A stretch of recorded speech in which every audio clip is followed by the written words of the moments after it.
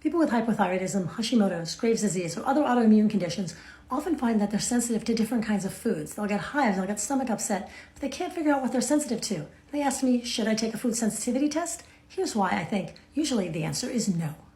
First, let's talk about where those sensitivities come from. When you have an autoimmune disease, you by definition have something called leaky gut. That means that the barrier, your intestinal lining barrier, is compromised. Normally, that barrier should be one cell thick and stay shut with these proteins that hold it shut called tight junctions. When you have autoimmunity, those proteins are not staying shut, they're opening it up. So imagine your gut lining is like a castle wall, and it should open just a tiny bit to let like food and allies and so on in, and here's all the hordes outside. Here's all the stuff. Imagine the viruses and bacteria and partially digested food, that's over here on this side of the castle wall. Right behind the castle wall, that's the army waiting for an attack. 80% of your immune factors are hanging out right behind that intestinal wall. When you have autoimmunity, in the presence of certain foods like especially gluten and dairy, you produce something called zonulin.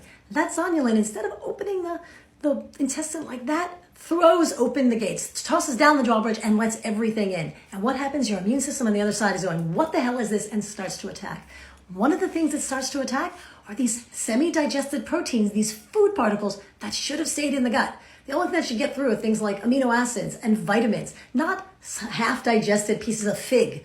So when those things go in, your body attacks them, and all of a sudden it looks like you're allergic to these things, but they shouldn't have gotten through that barrier in the first place. So what does that mean for us? Is it worth doing that test?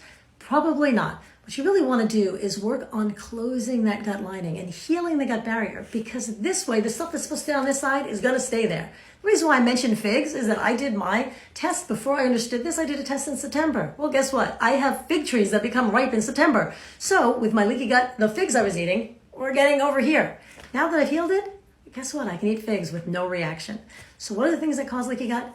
Alesso Faisano, Harvard University Medical School and Massachusetts General Hospital has done a ton of research on this, and gluten is the #1 culprit for everyone. Anyone with autoimmunity needs to avoid gluten. Dairy is often a culprit. Dairy, in fact, there's some evidence that dairy is designed to cause a leaky gut so that when an infant is drinking its mother's milk, the important particles, the large immune factors that's in the mother's milk can go into the other side. So dairy and gluten are two things we need to avoid. Now, there are also things that we can take in order to heal a leaky gut, various kinds of herbs, certain kinds of foods, probiotics, and so on. But most importantly, we need to avoid things like gluten, dairy. Some people, it's also going to be nightshades and eggs, maybe some other things, but not the laundry list on your food sensitivity test. I recommend getting rid of those, seeing if you eliminate most symptoms, and then if you're curious, maybe do a test. But they're awfully expensive, and I would start with gluten and dairy first.